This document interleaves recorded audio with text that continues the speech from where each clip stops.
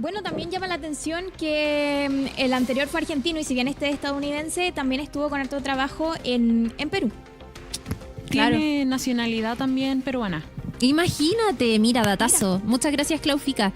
Tenemos un nuevo invitado, ¿no?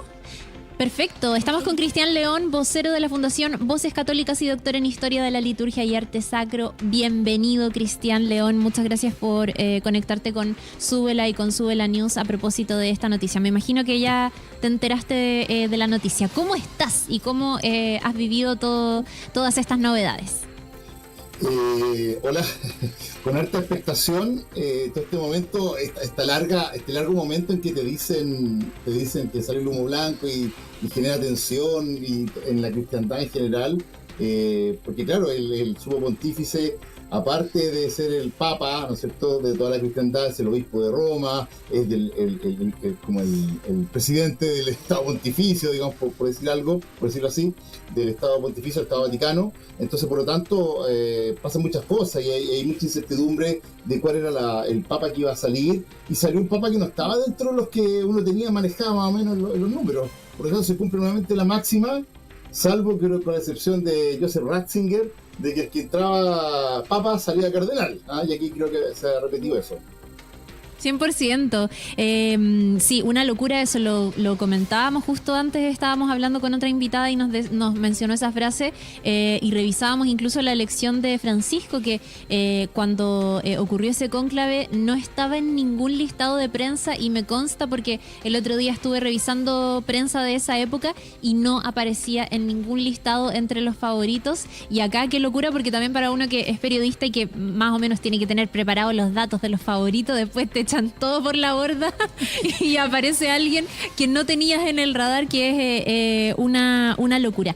¿Qué podemos esperar, dirías tú, de este nuevo Papa, de León XIV, que es el nombre ya oficial que eligió este nuevo elegido?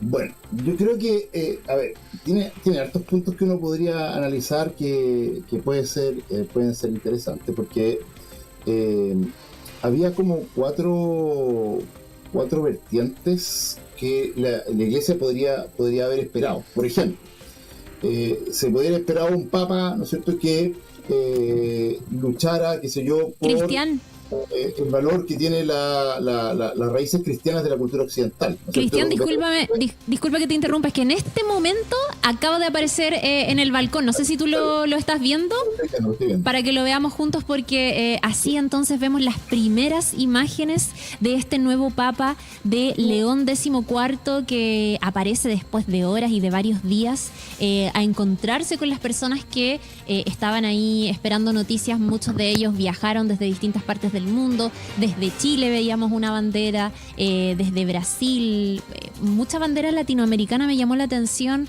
Brasil, y entonces así vemos las primeras imágenes.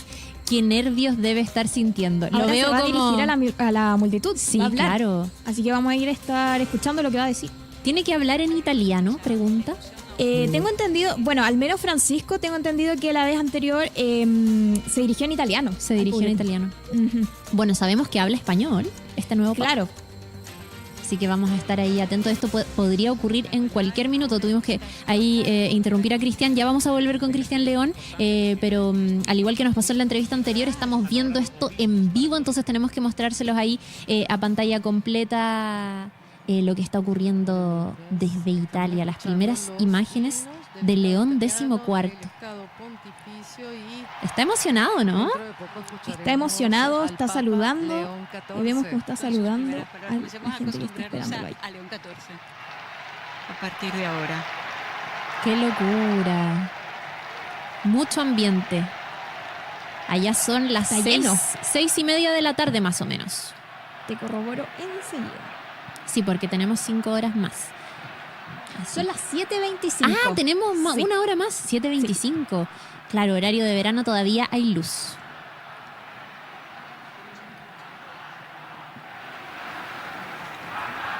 Se escuchan los gritos de la gente que está Los apoyando. aplausos. está escuchando los gritos, la aclamación que los fieles están realizando en la Plaza de San Pedro. También nos disponemos a escuchar sus primeras palabras y luego la bendición. Le vemos al lado al cardenal Parolín. Es tanta su emoción, tanta su emoción. Se le ve muy emocionado. Sí, se le ve muy emocionado. Palabras serán difíciles, por supuesto, por la emoción que le embarga. Ahora va a hablar. Ahora va a hablar.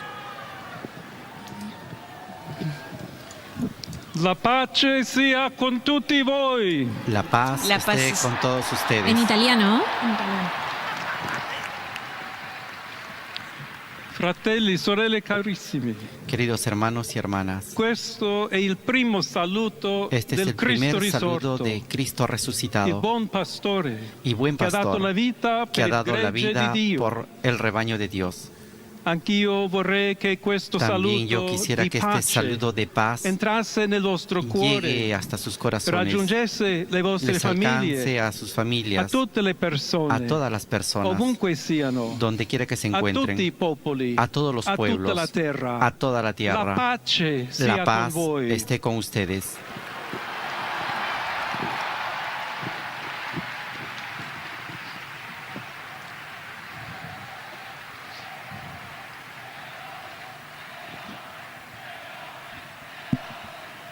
¿Qué le gritan?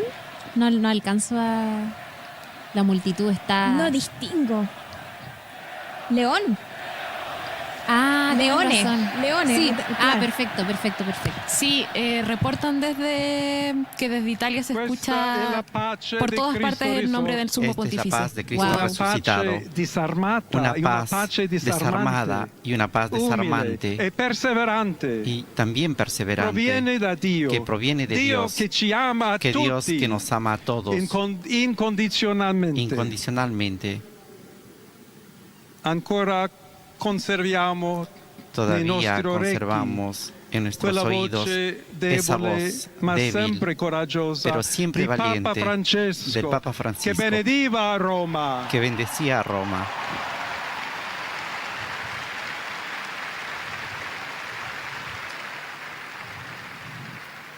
Il Papa che benediva Roma El Papa que dava bendecía la a sua Roma benedizione daba al también mondo, su al mondo bendición intero, al mundo quella entero mattina del esa giorno di mañana Pasqua. del día de Pascua.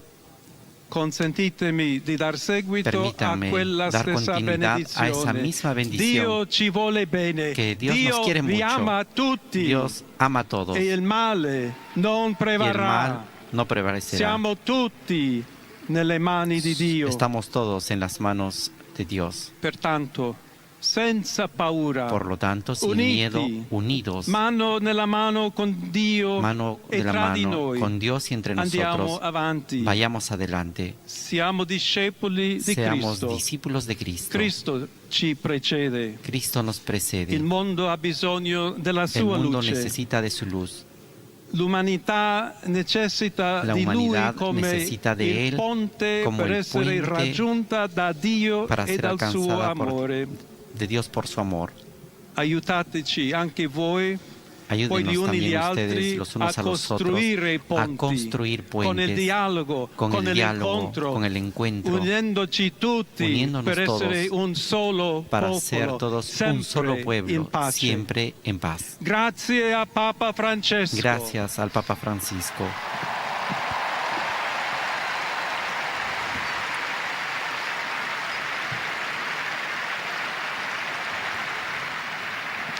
Voglio ringraziare anche tutti Quisiera agradecer también confratelli a todos cardinali los che hanno hermanos cardenales scelto me que me han per elegido essere para ser successore di el Pietro sucesor de e Pedro camminare y insieme a caminar voi junto a come ustedes Chiesa unita, como iglesia cercando unida, sempre buscando la siempre pace, la paz, la giustizia, la justicia, cercando buscando sempre lavorare siempre come uomini trabajar e como donne hombres y fedeli a mujeres Gesù fieles Cristo, a Jesucristo, senza paura, sin miedo, per proclamare para il proclamar Vangelo, el per essere Evangelio missionari. y para ser misioneros.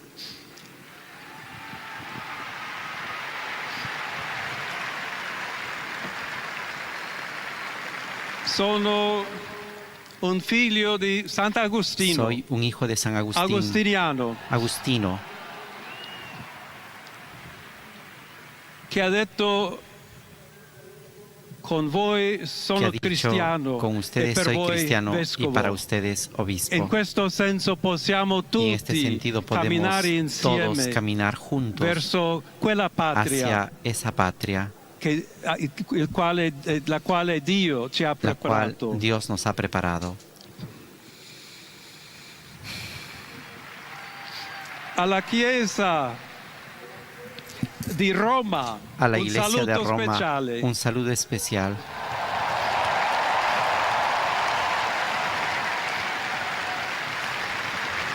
Dobbiamo cercare insieme come essere una Tenemos que chiesa buscar juntos missionaria, cómo ser una iglesia misionera, una chiesa che costruisce una iglesia que construye puentes de diálogo, sempre aperta a siempre ricevere, abierta come a questa recibir, piazza con le como braccia esta plaza, aperte, con los brazos a tutti, abiertos a todos, tutti coloro che hanno a todos bisogno aquellos que tienen della nostra necesidad carità, la de nostra nuestra caridad, de presenza, nuestra il presencia, de l'amore. diálogo y de amor. Y se me permiten también una palabra, un saludo. Está hablando en español. En chicos. español. ¡Qué Todos lindo! aquellos, y en modo particular a mi querida diócesis de Chiclayo en el Perú, ¡Wow! Mi continente, mi continente. donde un pueblo fiel ha acompañado a su obispo, ha compartido su fe y ha dado tanto para seguir siendo iglesia fiel de Jesucristo. A tutti voi, fratelli e sorelle, A todos ustedes, hermanos y hermanas di Roma, de Roma, de di Italia tutto il mondo, y de todo el mundo, vogliamo essere una chiesa queremos ser una sinodale, iglesia una chiesa sinodal, che cammina, una iglesia que camina, che cerca una iglesia sempre que busca la pace, siempre la paz, cerca sempre la que busca carità, siempre la caridad, cerca sempre di que essere siempre vicino busca estar specialmente cerca a coloro che de soffrono. quienes sufren.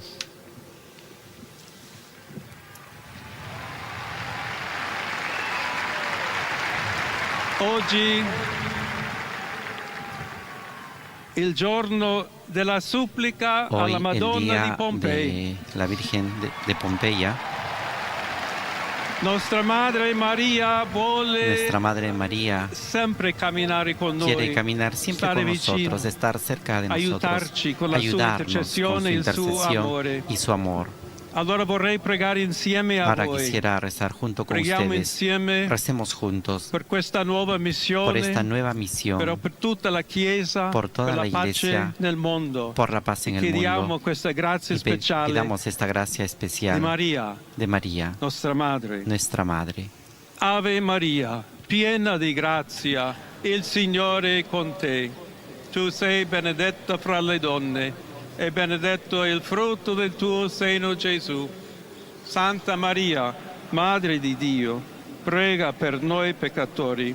Oye, Adesso e quería volver con nuestro invitado que está, que nos ha estado ahí esperando pacientemente. Muchas gracias, Cristian. Cristian León, vocero de la Fundación Voces Católicas y doctor en Historia de la Liturgia y Arte Sacro, que se ha conectado con nosotros gentilmente hace algunos minutos. Habíamos empezado la entrevista y comenzaron las primeras palabras de León XIV ahí desde Roma. Gracias, Cristian, por esperar. ¿Qué te parecen estas primeras palabras y este primer encuentro del nuevo Papa con sus fieles que han estado esperándolo ahí durante varios días? Bueno, yo creo que sin conocerlo tanto, da muy buenas señales. Primero, su situación. Él tiene doble nacionalidad, ¿no es cierto?, estadounidense y peruana, lo cual lo hace muy interesante. Habla español Perfecto. y inglés, aparte del latín y probablemente el italiano, ¿no es cierto?, como habló al principio. Por lo tanto, puede establecer puentes con la mayoría del mundo cristiano en su propia lengua, lo cual ya lo hace demasiado interesante. En segundo lugar, él es de la espiritualidad agustina, él es agustino, lo cual también indica un carisma interesante. La orden de los agustinos es una orden del siglo XIII, como se dieron muchas, un florecimiento muy grande, ¿no es cierto?, en el siglo XIII y en el siglo XII, qué sé yo, en el cual, ¿no es cierto?, la opción de los agustinos básicamente tiene que ver con una opción, ¿no es cierto?, de apostólica, podemos decir, entre las diversas culturas y religiones. Por lo tanto, aquí se abre, ¿no es cierto?, potencialmente la capacidad de este Papa para el diálogo ecuménico con las religiones no cristianas, ¿no es cierto?, y también con el diálogo intercultural con las periferias, podemos decir, vitales que hay en la Iglesia. Por lo tanto, lo hace súper interesante. Un tercer elemento que también puede entrar en juego y que puede ser bien decidor es que toma el nombre de León XIV y su heredero como especie de sucesor espiritual probablemente de León XIII. Y León XIII, recordemos que es una figura que es bien importante porque cuando fue elegido él, fue después de la muerte de Pío IX, fue en el siglo, ¿no es cierto?, en el siglo XIX, fue León XIII el primer papa del siglo XX porque muere en 1903. Este papa fue elegido porque justamente era una facción, representaba una facción que moderada, que permitió dialogar a dos facciones que estaban enfrentadas en la Iglesia. Habitualmente uno le llama conservador y progresista. Frente al advenimiento del modernismo, qué sé yo, y todas esas cosas que era una tensión importante. Por lo tanto, él logró crear puentes, y eso significa sumo pontífice, ¿no es cierto?, supremo puentes, y conectar, ¿no es cierto?, dos esferas de la Iglesia que estaban, ¿no es cierto?, derechamente enfrentadas en ese momento con los motivos un poco de la revolución industrial y las causas que caen en eso. Y además León XIII fue el redactor de la Rerum Novarum, ¿no es cierto?, la famosa encíclica que habla sobre la doctrina social de la Iglesia y que condena tanto, ¿no es cierto?, los excesos del capitalismo como los excesos y ateísmo, ¿no es cierto?, de las doctrinas socialistas y marxistas, poniendo una especie de tercera vía, ¿no es cierto?, de encuentro de estos dos mundos, ¿no es cierto?, el capitalismo, ¿no es cierto?, el empresariado y el mundo obrero, qué sé yo, lo cual fue una cosa muy, muy importante dentro del camino de la Iglesia. Y por otro lado, también le puso mucho interés, fíjate, León XIII puso mucho interés en la reconversión de la fe en Estados Unidos. Era muy importante para él, ¿no es cierto?, aumentar, podemos decir, un énfasis fuerte en el catolicismo en Estados Unidos, que es un país cristiano, pero que es de la órbita protestante principalmente, pero entonces recuperar terreno, ¿no es cierto?, el catolicismo dentro de Estados Unidos. Y en segundo lugar también todo lo que es la misión en África. Si tú ves viendo todos estos puntos, que sea Agustino, ¿no es cierto?, que toma el nombre de León XIV, su experiencia misionera, ¿no es cierto?, en comunidades indígenas, ¿no es cierto?, en Perú, su doble nacionalidad, el amor que le despertó esto, que hizo que tomara la nacionalidad peruana, y su rol también en Estados Unidos, en Chicago. Chicago, acuérdense que el obispo de Chicago no es un obispo, por ejemplo, pro Trump, por ejemplo, pero permite, ¿no es cierto?, en un momento en que Estados Unidos está jugando sus cartas muy estratégicas con respecto, ¿no es cierto?, al auge de China y que se cómo tratar de detener esto, cómo poder renovarse, ¿no es cierto?, y mantener la vigencia de Estados Unidos, ¿no es cierto?, como, comillas, eje rector, por lo menos de Occidente. En toda esa discusión, creo que estratégicamente hablando, así a ojo humano, es muy importante la elección de este cardenal. Se le ve un cardenal abierto, dialogante, ¿no es cierto?, moderado y que es capaz aparentemente, ¿no es cierto?, de poder conversar con todas las facciones que en la época del papado Francisco, ¿no es cierto?, se vieron bastantes disidencias y bastantes tensiones.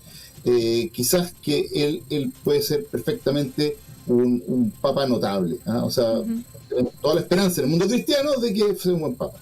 Cristian, ¿qué sabemos en relación a lo que él piensa sobre las políticas de Trump o sobre Trump?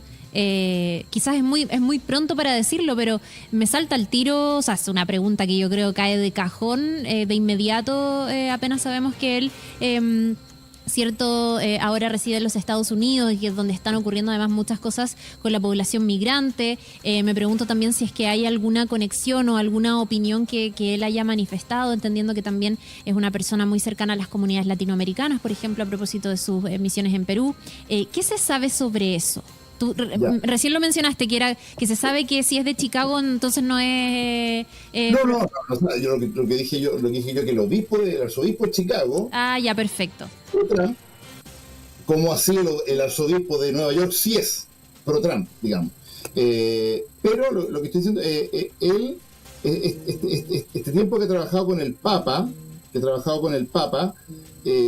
Francisco, probablemente lo acercó bastante a la ¿cómo se llama? A la línea de Francisco. Por lo tanto, uno podría deducir, ¿no es cierto?, que esta sensibilidad con el mundo de la inmigración, con el mundo, ¿no es cierto?, de la pobreza, con el mundo de Latinoamérica y todo ese tipo de cosas, no podremos deducir que sería trampista, por decirlo lo menos, digamos. ¿Ah? No iría por esa línea, ¿ya? Así que en ese sentido, claro, va a haber tensiones y esperamos que esas tensiones sean creadoras, que es lo más probable, ¿no es cierto? Porque ya que sea primer papa en la historia de Estados Unidos, ¿no es cierto? Segundo papa americano, ¿ah? Y además que tiene esta cosa que es peruano y estadounidense, o sea, tiene una cosa importante de síntesis, ¿no es cierto?, de puente entre América del Norte y América del Sur. Yo creo que lo hace una persona especialmente capacitada para estos tiempos, ¿ah? Yo creo que puede venirse algo muy bonito aquí. Él lo mencionaba en su primer discurso, la iglesia sinodal. Te quería pedir si es que nos puedes explicar un poco ese concepto, de qué se trata y por qué también es de lo primero que es una cosa tan importante que él menciona en las primeras palabras que dirige a sus fieles. ¿Qué significa eso? Ya, eso es importante porque iglesia sinodal quiere decir también que está remarcando el camino iniciado de la sinodalidad, ¿no es cierto?, del Papa Francisco. Cuestión que ha tenido muchas discusiones porque primero sínodos, ¿no? Significa básicamente camino conjunto, camino de todos. Como que el camino de la iglesia lo hacemos entre todos y no solamente como el papado, qué sé yo. Históricamente siempre hubo una discusión muy fuerte en muchos concilios, qué sé yo, que a veces se llevó al paroxismo, quizás, ¿no es cierto?, en la época cuando hubo 3 papas, ¿no es cierto?, comienzo, en la medianía, digamos, del siglo XV, que hubo una pelea feroz, qué sé yo, y estaba toda la lucha, ¿no es cierto?, por si quién tenía máxima autoridad, el colegio cardenalicio o el Papa. Entonces ahí básicamente hubo una discusión si la máxima autoridad era el Papa o era el conjunto de cardenales, qué sé yo, el sínodo obispo, y finalmente se decretó, se llegó, ¿no es cierto?, que la autoridad del Papa primaba sobre, ¿no es cierto?, el colegio cardenalicio. Esa fue una discusión larga que hubo, si el viento sobraba, el Espíritu Santo sobraba preferentemente en todo el conjunto del colegio cardenalicio, con su conjunto, o soplaba, vamos a decir, más en la figura del Papa. Y ahí está el tema del dogma de la infalibilidad papal, que es ese tipo de cosas. Y eso se decretó. Entonces, pero, por otro lado, en el siglo XX-XXI, surgió toda la discusión acerca de lo que era este clericalismo que empezó a surgir en la iglesia, y que uno puede decir que no es tanta culpa del clero, sino que a lo mejor es culpa de los fieles que delegan, ¿no es cierto?, toda su libertad personal a las palabras del sacerdote, y que básicamente ellos quieren que los guíen y que les digan qué hacer. Hoy día el Papa Francisco había siguió el camino de terminar con este deseo de gobernar, ¿no es cierto?, del clero por sobre los fieles, y lograr también la madurez y la autonomía, una conciencia esclarecida, podemos decir, de los fieles para seguir, ¿no es cierto?, los predicamentos de la fe cristiana. Entonces, el camino sinodal se abrió un poco para eso, para discutir algunos temas. Ahora siempre se discute si fue bueno o fue malo, si se llegó a cosas concretas, si la verdad dejó abiertas muchas puertas, solamente unas pequeñitas que los fieles se podían meter, entonces cosas. Pero yo creo que finalmente el tema es que no se afecten los puntos de lo que se llama la ortodoxia o la recta doctrina de la fe, porque ahí ya si empezamos a cambiar, y esto, permítame un segundo, tiene que ver con un juego que la iglesia siempre tiene que saber manejar, que es entre la orientación y la adaptación.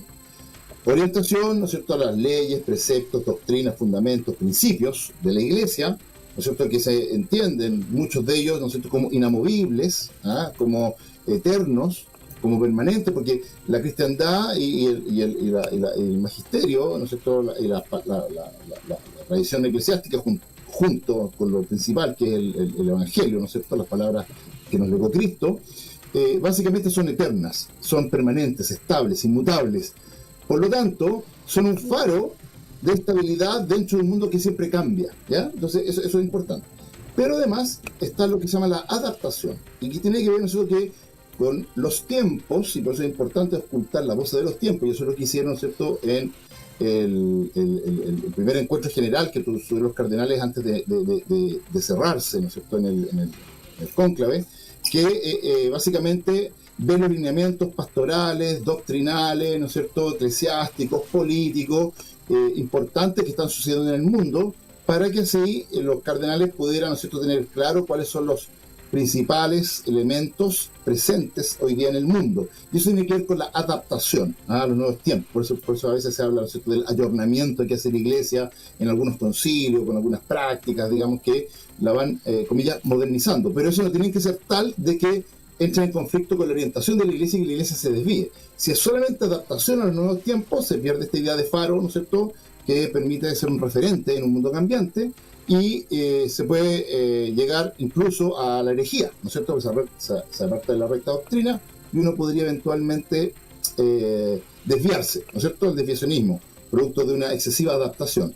Y si es todo orientación, lo que pasa finalmente es que la orientación hace que se vuelva algo estático, ¿no es cierto?, y que no tome en consideración los elementos cambiantes del mundo, y se pueda transformar en una iglesia fundamentalista. Entonces, entre esos dos peligros, el desviacionismo y el fundamentalismo, se tiene que mover con mucha sabiduría la Iglesia, y por eso es importante la discusión, los documentos apostólicos, las exhortaciones, las cartas, ¿no es cierto?, del Papa, esta reunión de los consistorios y todo ese tipo de cosas que son importantes, que conforman el magisterio de la Iglesia para poder entrar en discusión con estos temas. Uh-huh.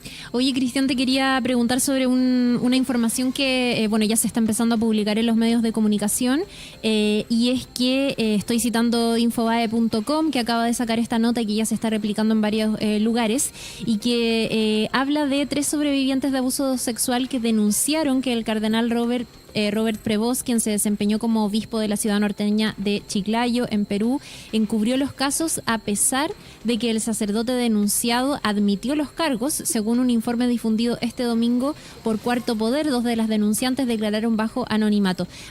Es una información que recién está saliendo a la luz, que se está replicando desde Infobae, pero también desde otros medios de comunicación.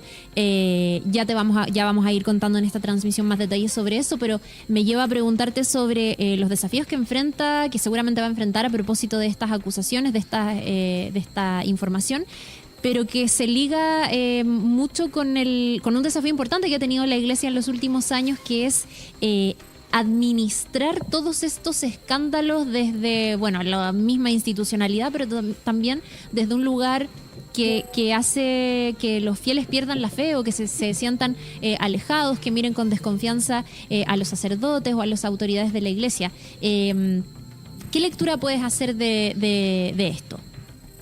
Ya, como es el Papa León XIV, yo no lo conozco, no sé o sea, salvo los elementos biográficos que están publicados, digamos, pero no sé mayormente un poco los detalles. Sí, es que está recién publicándose. Claro, por eso habría que estudiarlo, ver qué es lo que pasa, cómo se desarrolla, no sé, qué sé yo, pero lo primero que te puedo decir, la Iglesia sufrió un golpe muy grande con todo el tema de los escándalos, ¿no es cierto?, de abuso sexual, de abuso de conciencia, ¿no es cierto?, y de abuso de autoridad en los últimos tiempos. Y eso tiene que ver un poco con el clericalismo, y también muchas veces con la baja calidad de mucha parte del clero, ¿ya? Aun cuando, ¿no es cierto?, uno toma a todos los curas que en Chile han sido acusados tanto de encubrimiento como de abuso sexual, por ejemplo, y no llegan, ¿no es cierto?, a ni siquiera al 1%, están en el orden del 0,36%. Pero los casos son muy emblemáticos y son dolorosos porque no deberían existir, ¿ya? Bueno, la Iglesia ha tomado muchas medidas, y recordemos, por ejemplo, que la primera medida que tomó el Papa Joseph Ratzinger, ¿no es cierto?, después de una larga agonía que tuvo el Papa Juan Pablo II, y que perdió el control, básicamente, de lo que estaba pasando la Iglesia en los últimos años, y varios años, cuando Ratzinger, como Benedicto XVI, asume el papado, la primera medida que él toma fue, por ejemplo, separar al padre Maciel del legionario y quitarle el orden sacerdotal. Bien, eso habla un poco de una iglesia que en ese tiempo, con el cardenal Ratzinger, nosotros como papa, Benedicto XVI, empezó un camino, podemos decir, de limpieza, de corrupción, de transparencia y de terminar nosotros con todo, de persecución del caso de pedofilia, y que continuó con el Papa Francisco. Una iglesia que le costó entender un poco lo que estaba pasando, porque confiaba un poco en los prelados que le informaban, ¿no es cierto?, los nuncios, lo que sea, informaban a los obispos que le informaban estas situaciones, y que habían prácticas que dejaban entrever, ¿no es cierto?, que bastante lejos de lo que uno esperaría, con la información disponible, ¿no es cierto?, en los últimos años. Ahora, ¿a qué me refiero con la información disponible en los últimos años? Porque esto es relevante, porque muchas veces tendemos, y puede pasar un poco lo que publica Infobae, que tendemos a aplicar lo que se llama el presentismo. Presentismo significa aplicar los criterios de hoy, y con los conocimientos de hoy, con las cosas que sabemos hoy, al pasado. Entonces me voy a recibir un caso bien concreto para que podamos de alguna manera poder entender lo que estoy diciendo. Según el DSM-3, ¿no es cierto?, que era el manual de psicología y psiquiatría, más bien nuestro médico, en el caso de la pedofilia se sostenía que era posible de curar. Cosa que no dice el DSM-5, que es el manual que sale ahora, ¿no es cierto?, que salió en los últimos años, y el último vigente, que dice que es incurable, que el efecto práctico, qué sé yo, el 95-98% de la gente que tiene... que es pedófilo, digamos, no se cura. Entonces, eso marca un tema importante, porque se hacía terapia, ¿no es cierto?, se hacía, qué sé yo, dirección espiritual, acompañamiento, se alejaba de las víctimas durante un tiempo, pero después, ¿qué pasaba? Cuando se creía que el tipo estaba sanado, se volvía a reintegrar en comunidades pastorales, y ¿qué pasaba? Volvía a delinquir. Entonces, pero ese conocimiento que se empezó a tener, llegó a la conclusión de que finalmente esta gente no se mejora. Efectos prácticos, claro, 95-92% es prácticamente conocido que el 100% no se cura, así hay que tratarlo, hay que separar, digamos, los niños de esta gente. Entonces, ese tipo de cosas fueron cambiando. Antes se hacía lo que se llamaba la reprimenda, que el obispo retaba al cura, ¿no es cierto?, lo sacaban de la comunidad donde estaba haciendo daño, se lo llevaban por otro lado, lo aislaban, se nombraba un cura que lo acompañaba y se tomaba asistencia psicológica. Eso es lo que se hacía habitualmente. Pero después cuando el tipo se declaraba que estaba sano, lo volvían.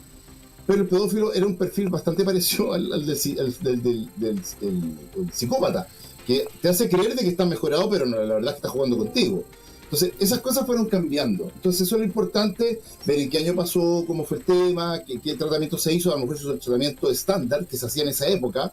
Entonces, aplicar presentismo es delicado, por eso hay que estudiarlo bien. Eso es lo que quiero solamente señalar. Bueno, vamos a estar ahí atentos a esta noticia, a leer más los detalles. Ya se los vamos a ir contando en unos instantes. Te quería agradecer, Cristian, también por haberte conectado con nosotros y habernos acompañado y por la paciencia también que nos tocó ahí justo darle unos minutos al discurso. Muchas gracias, que tengas una bonita tarde. Gracias, igualmente. Oye, estábamos recién conectadas con nuestro invitado, con Cristian León, vocero de la Fundación Voces Católicas y doctor en Historia de la Liturgia y Arte Sacro, para conversar sobre la elección de Robert Francis Prevost, el nuevo Papa León XIV. Hablamos sobre el significado del nombre que él eligió, León XIV, es decir, el sucesor de León XIII. Nos contó que no había sido este Papa el primer Papa del siglo XX, de lo importante que fue en su momento la reconversión de la fe en Estados Unidos, que se liga derechamente con que Robert Francis Prevost es de Estados Unidos, tiene doble nacionalidad. Lo vimos hablar en español y estábamos como... Se emocionan latinoamericanos. Mi continente. Claro. Gracias a todos los que están conectados ahí en el chat, a Mariel, a Lucho Tavilo, que nos manda ahí un saludito, a Pablo Suárez, que también está hace mucho rato conectado, Nicolás Sánchez Alarcón, a todos quienes están ahí siguiendo todas estas novedades. Ya se dirigió a los feligreses el Papa y entiendo que lo felicitó Donald Trump. Sí, ya hubo reacción de Donald Trump.